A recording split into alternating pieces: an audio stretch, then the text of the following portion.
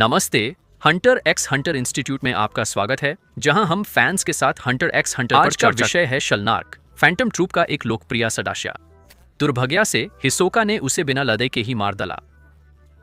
उसकी लाश को कौवॉन के लिए झूले पर बंधकर छोड़ दिया गया। जब ट्रूप का लीडर मौजूद नहीं होता, तब शलनार्क ही रणनीति बनाता और लागू करता था। उसने ग्रीड आइलैंड के रहस्यों को भी जल्दी ही खोज लिया था। क्या आपको नहीं लगता कि उसकी बुद्धिमत्ता ट्रूप के लिए बहुत महत्वपूर्ण थी? उसकी अचानक मौत का बड़ा असर हुआ। फैंस हैरान रह गए, लेकिन वास्तव में शलनार्क कैसा किरदार था? इस वीडियो में हम उसकी नैन शक्तियों, ताकत, व्यक्तित्व और अन्य पहलुओं पर चर्चा करेंगे। चलिए शलनार्क से जुड़े कुछ सिद्धांतों पर भी विचार करते हैं। क्या ट्रोलो के भाग्य में उसकी मौत की भविष्यवाणी थी? हिसोका द्वारा मारे जाने से ठीक पहले उस कौन फोन कर रहा था? पॉपकॉर्न लो, बैठो, आराम करो और वीडियो देखो। अगर शलनार्क की मौत से आप रोने को हुए तो लाइक करें। शलनार्क के फैन हैं? उसके लिए संदेश नीचे कमेंट करें। चलो शुरू करें। शलनार्क रुचि। शलनार्क सुनहरे बाल, कोमल चेहरा, उभयलिंगी दिखता है। कुरापिका जितना नहीं, पर फिर भी उभयलिंगी। फैंटम ट्रूप के मूल सदस्यों में से एक। ट्रूप उस पर भरोसा करते हैं उसके ज्ञान के लिए। वो जान बचाने वाली सलाह भी देता है। यॉर्क न्यू आर्क में हंटर साइट से महत्वपूर्ण जानकारी पाई।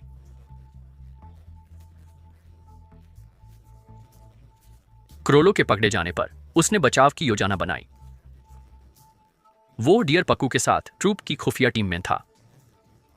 कम से कम ट्रूप ने उस पर और उसकी बुद्धि पर उनके पास उस पर भरोसा करने के कई यहाँ कुछ और उदाहरण। याद है जब युवागुन ने छाया जानवरों से लड़ाई की थी? याद है कैसे जोंक की वजह से उसके कंधे के घाव में हजारों जोंक घुस गए थे? युवा जोंक को मार सकता था, पर दुर्भाग्य से जोंकों को नहीं। तो युवा ने पहले शिजुकू से मदद मांगी, पर उसका ब्लिंकी जोंकों से नहीं निपट सका। चिंता मत करो, शलनार्क ने तुरंत युवा को बताया कि जोंकों का क्या करना है। बस ढेर सारी बीयर पीनी थी। बीयर नहीं तो जीवन नहीं। फिर ग्रीड आइलैंड का रहस्य, जो ज्यादातर हंटर्स के लिए अनसुलझा था, शलनार्क ने उसे आसानी से सुलझा लिया। पर ऐसी उच्च स्तरीय विश्लेषण क्षमता और तीक्ष्ण बुद्धि देख क्या आप सोचते नहीं? क्यों शलनार्क, फैंटम ट्रूप का दिमागी सदस्य, अध्याय 357 में यह नहीं समझ पाया कि कॉर्टोपी शायद सिर्फ शौच नहीं कर रहा था? क्या तुम नहीं चाहते कि वो एक पल जल्दी समझ जाता कि कुछ गड़बड़ है? शायद वो और कॉर्डोपी लड़कर बच सकते थे, हो सकता है। तो नेक क्षमताएं। शलनार्क का ने प्रकर मैनिपुलेशन। उसके पास ब्लैक वॉइस नाम की एक क्षमता है। वो एंटेना से लक्ष्य को छेड़ता है और जब वो हिट करता है तो बाम, शलनार्क बिना अनुमति के पूरा नियंत्रण ले लेता है। मैनिपुलेशन की मुख्य ताकत इसकी संघानित क्षमता है। एंटेना लगते ही शलनार्क उन्हें जैसे चाहे नियंत्रित कर सकता है। वो जो भी करवाना चाहे वे करते हैं, बिल्कुल कठपुतली की तरह। यह क्षमता सिर्फ दो स्थितियों में खत्म होती है। एक, जब एंटेना निकाल दिया जाए, और दो, जब लक्ष्य मर जाए। अरे हाँ, शलनार्क लक्ष्य को ऑटो पायलट में भी रख सकता है। सोचो, अगर ऑटो पायलट वाले लक्ष्य थे जब शलनार्क मरा, तो उनका क्या हुआ होगा? क्या उन्हें अपनी आजादी वापस मिल गई, या वे शलनार्क के साथ मर गए? तुम्हारा क्या विचार है? नीचे टिप्पणियों में अपने विचार साझा करें। याद है यॉर्क न्यू में शलनार्क ने अकेले माफिया को नियंत्रित किया? उसने ये सिर्फ एक हाथ से किया, शाब्दिक रूप से। अब शलनार्क और दुश्मन के बीच एक एक मुकाबले की कल्पना करें। जैसे ही शलनार्क का एंटेना दुश्मन को छूता है, खेल खत्म। शलनार्क की नेक क्षमता से अनजान लोगों के लिए यह बड़ी समस्या होगी। आगे बढ़ते हैं। मंगा के 36वें खंड में कुरापिका ने 3 प्रकार के नियंत्रण बताए। 1, जबरदस्ती वाला, 2, छद्म जबरदस्ती और 3, यछाना। धन्यवाद कुरापिका सेंसी। शलनार्क की कली आवाज से लक्ष्य का मन, शरीर और स्वतंत्रता छीन ली जाती है। इससे हम कह सकते हैं कि यह क्षमता जबरदस्त हेरफेर की श्रेणी में आती है। पता है क्या दिलचस्प होगा? अगर कोई शलनार्क से कली आवाज से नियंत्रण मांगे तो वो यछाना प्रकर हो जाएगा।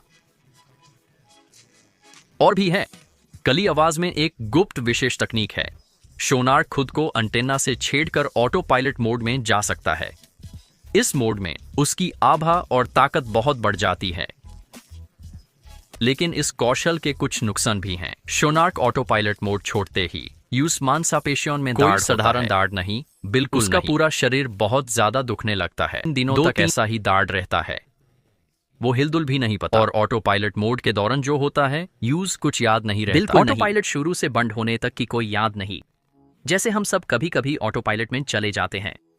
हम तुम्हें समझ सकते हैं। शलनार्क की ताकत सलाह और रणनीति बनाने में है। उसकी शारीरिक शक्ति उतनी अच्छी नहीं है। 13 सदस्यों में कुश्ती में वो 9वें नंबर पर था। युवो पहले और क्रोलो 7वें स्थान पर थे। पर इसका मतलब यह नहीं कि शोनर्क कमजोर है। उसकी ताकत शारीरिक शक्ति में नहीं है। ब्लैक वॉइस से वो लक्ष्य को देखते ही मार सकता है।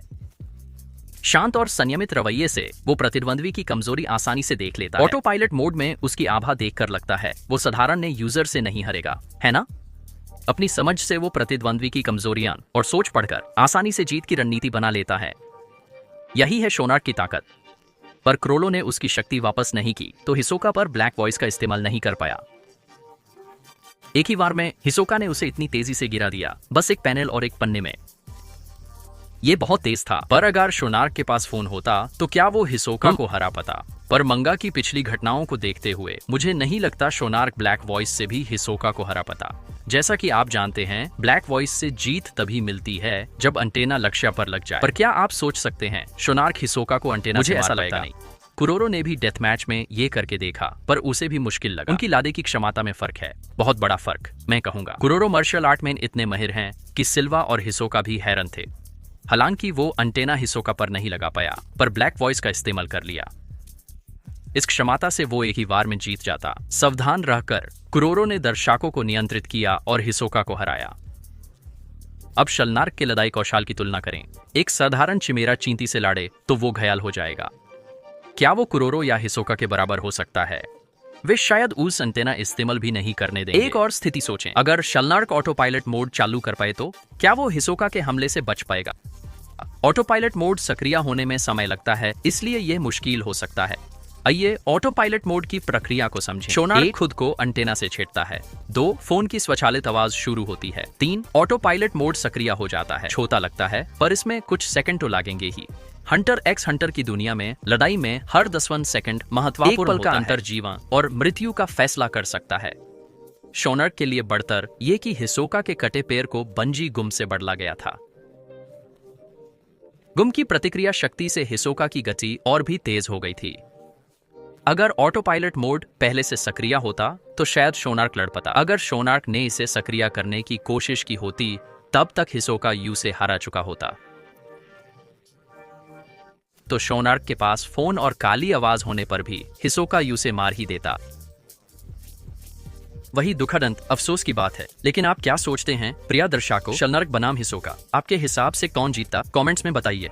आपकी राय सुनना हमें अच्छा लगता है। चौर शोनर्क की मौत की भविष्यवाणी हुई थी। याद है लवली गोस्ट राइडर नियॉन की 100% सटीक भविष्यवाणी की क्षमता? क्या क्रोलो ने शोनर्क की मौत की भी भविष्यवाणी की थी? फैंस में ये थ्योरी थी, तो हम भी इस पर चर्चा करें। भविष्यवाणी के एक हफ्ते बाद शोनर्क की मौत होनी थी। मौतों से बचने के लिए टीम ने चतुराई से फैसले लिए और समय बीता। शोनर्क अभी भी जिंदा था। उन्हें लगा कि मौत टल गई, या ऐसा ही सोचा उन्होंने। अपने प्रशंसकों की निराशा के बावजूद शोनर्क और कोर्डोपी फिर भी हिसोका द्वारा मारे गए, जैसा कि भगिया ने भविष्यवाणी की थी। मंगा के 36वें खंड में कुरोरो और शिजुकी बातचीत कर रहे थे। ऐसा लग रहा था कि नियो की मृत्यु हो गई। क्या आप जानते हैं कि जब उपयोगकर्ता मर जाता है शायद तो उसका नींव भी मजबूत हो गया, जिसने भगिया की धारा को पुनः स्थापित कर दिया। अब ये विचार करने के लिए एक और सिद्धांत है। ये सब ध्यान में रखते हुए आइए शोनर्क के भगिया की समीक्षा करें। आपको फोन कॉल नहीं करना चाहिए, क्योंकि ये सबसे महत्वपूर्ण समय पर काम नहीं करेगा। फोन का जवाब देना भी सलाह नहीं दी जाती, क्योंकि 3 में से एक बार ये मृत्यु के देवता तक ले जाएगा। ये इस भगिया का परिणाम होगा। इससे आप देख सकते हैं कि हिसोका द्वारा शोनर्क की हत्या की भविष्यवाणी पहले ही की जा चुकी थी। तो जापानीज में फोन कॉल नहीं करना चाहिए है देनवा ओकाकते वा इकानाई। देनवा ओकाकते का अर्थ फोन कॉल करना हो सकता है, पर इसका मतलब फोन खोना भी हो सकता है। तो इस लाइन का मतलब हो सकता है फोन कॉल न करें या फोन न खोएं।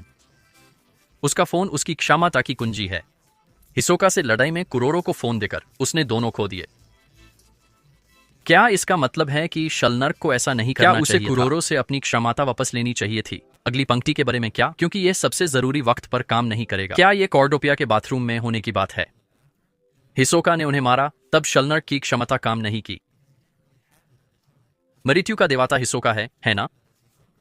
हेवन सरीना में यूजे मृत्यु का देवता कहा जाता था। मंगा के अध्याय 13 में हिसोका मृत्यु के देवता के रूप में दिखाया गया है। क्या तोगशी सेंसी ने यह पहले से ही प्लान किया था? सिद्धांत पे सिद्धांत। 5 फोन किसका था? शोनर्क की मौत से पहले हिसोका कॉर्डोपिया का सिर लेकर बाथरूम से निकला। शोनर्क के हिसोका को देखने से पहले पैनल पर एक इनकमिंग कॉल दिखाई दी, है ना? अंत में वो बिना फोन उठाए मर गया। पर सोचिए अगर उसने फोन उठा लिया होता, क्या इससे भविष्य बदल सकता था? हम फैंस सोचते हैं, कॉल पर दूसरी तरफ कौन था? पिछले दृश्यों को देखें तो संभावना है कि कॉल करने वाली मची थी। इससे पहले हेवंस अरीना में क्रोलो और हिसोका का डेथ मैच खत्म हुआ था। फिर हिसोका ने मची को बताया कि वो ट्रूप के हर सदस्य को मरेगा। जगह और समय मैंने नहीं रखता, वो उन्हें मारने निकल पड़ा है। ये जरूरी खबर तुरंत सभी सदस्यों को बतानी चाहिए, है ना? लेकिन जितना मची हिसोका को वहीं खत्म करना चाहती थी, बंजीगम के कारण वह हिल नहीं पाई। शायद जैसे ही वह छूती, उसने शलनार्क को फोन किया होगा। आप पूछेंगे, पहले शलनार्क को ही क्यों, दूसरों को क्यों नहीं? शलनार्क तुरंत समाधान सोच लेता था। वह मंदाली का मुखिया सदस्य था जो सबकी देखभाल करता था। साथ ही मची, क्रोलो और हिसोका के मौत के खेल में मौजूद थी। पता होना चाहिए था कि शलनार्क ने क्रोलो को अपनी शक्ति दी थी। मालूम था कि शलनार्क की लड़ाई की क्षमता उस वक्त कमजोर। क्रोलो के अलावा मची का तुरंत शलनार्क से संपर्क करना समझदारी भरा था। दुख की बात है कि चेतावनी उस तक समय पर नहीं पहुंची। लेकिन आप क्या सोचते हैं, क्या सच में फोन की दूसरी तरफ मची थी, या क्रोलो फिर से यूज फोन कर रहा था, या फिर कोई और था? अगर आपके पास कोई और थ्योरी है कि वो कौन था, तो चलो कमेंट्स में चर्चा करते हैं। हालांकि फैंटम ट्रूप को सीरीज में दुश्मन माना जाता है, शलनार्क का किरदार उतना विलेन जैसा नहीं है। वो खुशमिजाज और खूबसूरत है। तो कोई आश्चर्य नहीं कि वो सीरीज के सबसे लोकप्रिय किरदारों में से ऐसे किरदार का अचानक मारा जाना जितना दुखद था। हंटर एक्स हंटर की दिलचस्प बातों में से एक है, हम फैंस को हमेशा चौकन्ना रखता है। जैसा तोगाशी सेंसी ने कहा, यह तय है कि फैंटम ट्रूप के सभी सदस्य अंततः मर जाएंगे। हैं? पर फिर क्या आप सोचते हैं कि हर सदस्य का अंत कैसे होगा? क्या हिसोका सबको मार देगा जैसा उसने मची को चेताया था? ये तो आने वाले चैप्टर्स ही बताएंगे, पर कुछ ऐसा है जो सिर्फ आप हमें बता सकते हैं। इस वीडियो ने आपको शलनार्क को और पसंद करने पर मजबूर किया? शलनार्क? या शायद आपने सोचा काश वो न मरता? अगर ऐसा है तो आप पहले से ही हंटर एक्स हंटर इंस्टीट्यूट का हिस्सा हैं। तो साथी रिसर्चर्स सब्सक्राइब करें और हंटर एक्स हंटर के अजूबों की खोज जारी रखें। याद रखें, बाथरूम में ज्यादा देर ना रहें, वरना हिसोका आ सकता है। सुरक्षित रहें और अगले वीडियो में फिर मिलें।